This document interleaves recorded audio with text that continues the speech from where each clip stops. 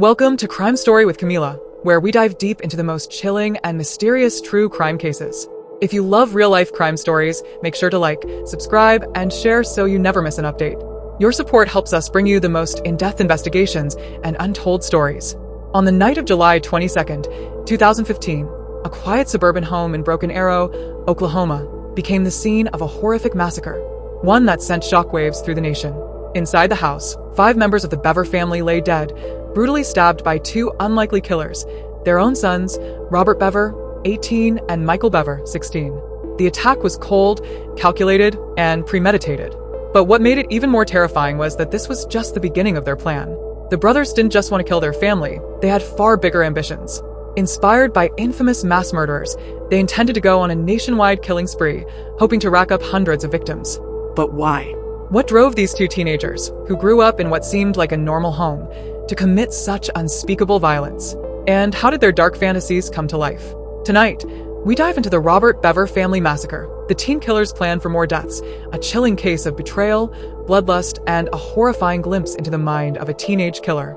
To the outside world, the Bever family appeared to be just another quiet, reclusive household living in the suburbs of Broken Arrow, Oklahoma. The family consisted of David Bever, 54, April Bever, 45, and their 7 children, ranging from a toddler to teenagers. David and April were deeply religious and strict parents who homeschooled their children, keeping them isolated from the outside world. The Bever children rarely interacted with neighbors, classmates, or extended family members. Many who lived nearby didn't even know their names. Despite their quiet nature, there were troubling signs behind closed doors. The Bever household was ruled by strict discipline and secrecy. Reports later suggested that David and April enforced harsh rules and kept their children socially isolated, rarely allowing them to leave the house. Some accounts even hint at emotional and possibly physical abuse, though there were no official records of such claims before the massacre. This isolation created a dangerous environment, one where Robert and Michael's dark thoughts went unchecked. With no friends, no social support, and no one to intervene, the brothers turned to the internet as their escape. It was online where Robert, the older brother, began obsessing over mass murders, reading about infamous killers like the Columbine shooters and the Aurora Theater gunman. Over time, these thoughts twisted into a deadly plan, one that he would soon share with his younger brother, Michael. Together, they fantasized about becoming famous serial killers. Their targets? Everyone. And their first victims would be the very people who had raised them, their own family. On the night of July 22nd, 2015, the Bever family was settling in for what should have been a normal evening. The younger children were getting ready for bed, and the house was quiet until everything changed in an instant. Sometime before 11:30 p.m., 18-year-old Robert Bever and his 16-year-old brother Michael put their horrifying plan into motion. Armed with knives and body armor, they prepared to slaughter their entire family, the first step in what they hoped would be a much larger killing spree. The attack began with their 13-year-old sister, Crystal. She was lured into a bedroom, where Robert stabbed her multiple times in the stomach and neck.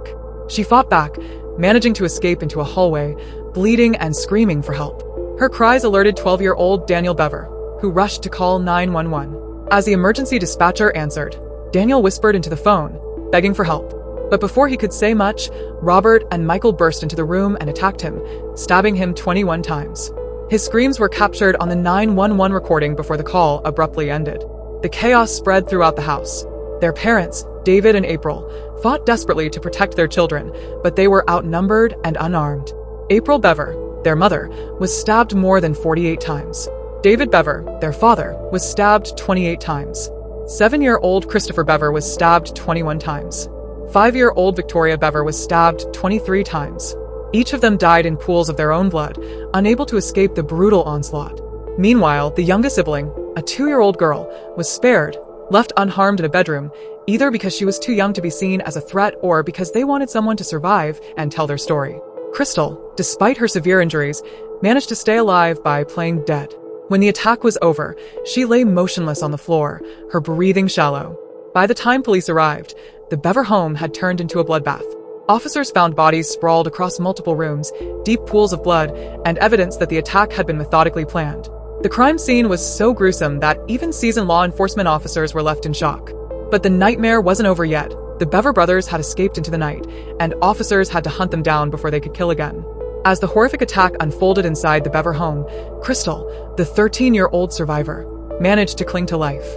Though she had suffered multiple stab wounds, she was still breathing when officers arrived at the crime scene in response to the abruptly ended 911 call from Daniel. When police entered the house, what they found was beyond comprehension. The bodies of 5 family members, blood-smeared floors, and eerie silence except for the faint sounds of Crystal, who was barely conscious. Paramedics rushed her to the hospital, where she would later reveal the identities of the killers, her own older brothers, Robert and Michael Bever. Now knowing who they were looking for, officers launched a manhunt. The search didn't last long. Just a few hours after the murders, police found Robert and Michael hiding in a wooded area behind their house. The brothers were covered in blood, and they carried knives and survival gear, which suggested they planned to flee and possibly continue their killing spree elsewhere. Both teens were arrested without resistance, a chilling contrast to the savage brutality they had just committed. When investigators interrogated them, Robert showed no remorse. Instead, he boasted about the killings, detailing how he and Michael had meticulously planned the massacre for months. Robert told police that the murders were just the beginning. The brothers had stockpiled a collection of knives, swords, and body armor. Their ultimate plan?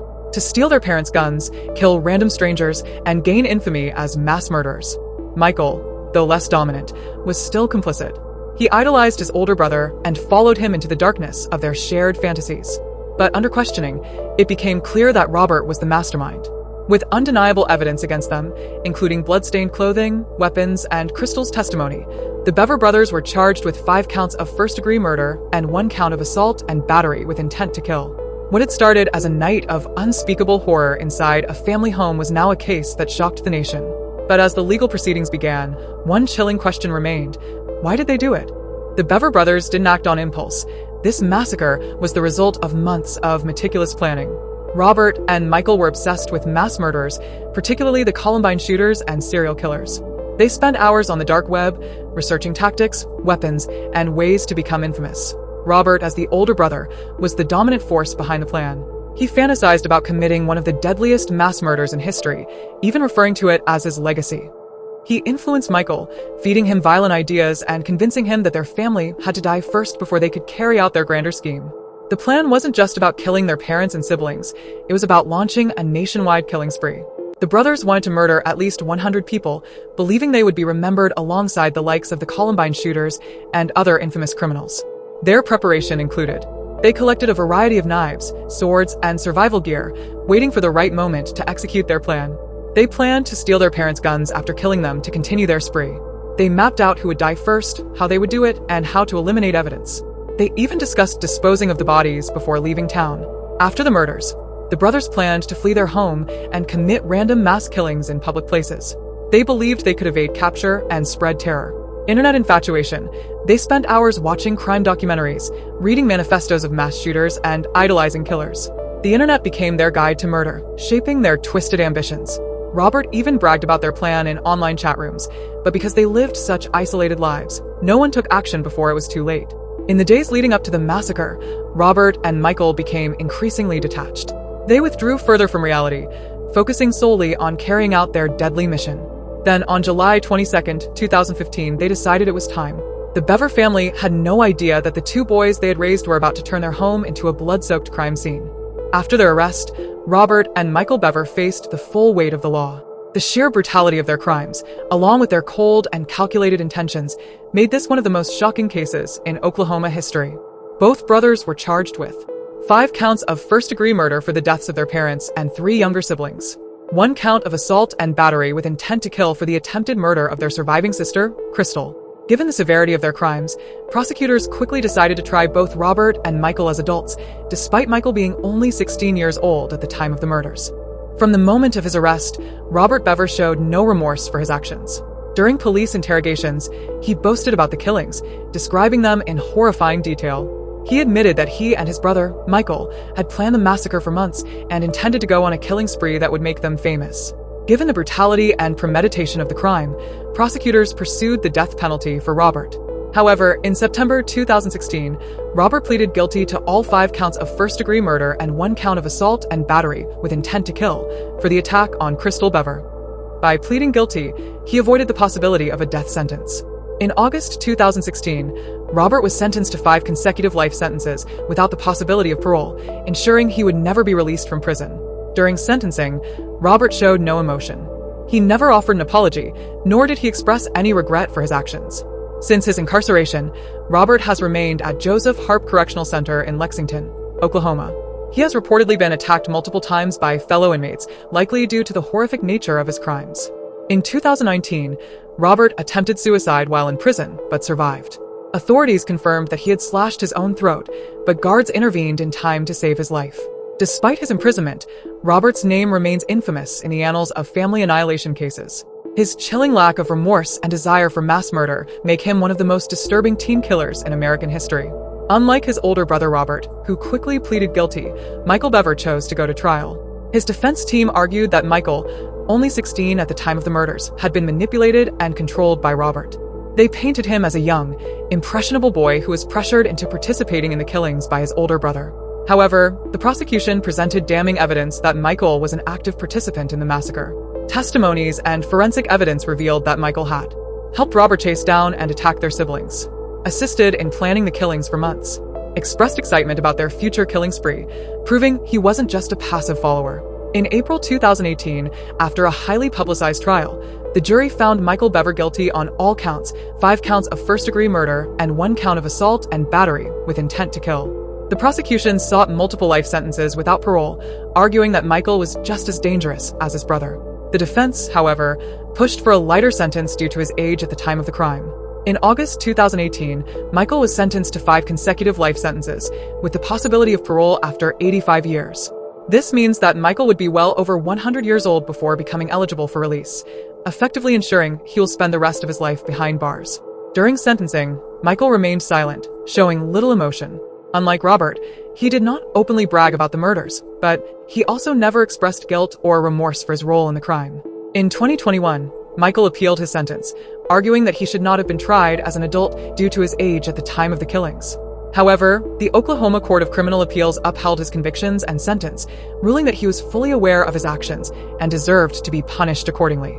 Today, Michael Bever is serving his sentence at the Joseph Harp Correctional Center in Lexington, Oklahoma, the same facility as Robert. However, the two brothers are kept separated to prevent any further collaboration.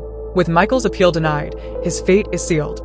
Like his older brother, he will never walk free again, ensuring that the horrific crimes they committed will never be repeated.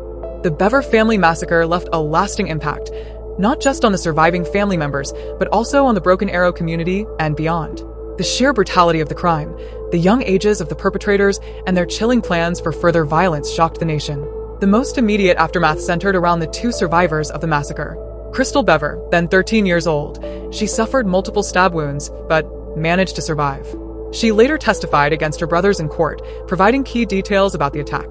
The 2-year-old sister, she was found physically unharmed in the home, though she was left orphaned by the tragedy. Crystal was placed in state custody and later moved in with a foster family. She has since worked to rebuild her life and has largely stayed out of the public eye. The Bever family home, where the gruesome murders took place, quickly became a morbid attraction for crime followers.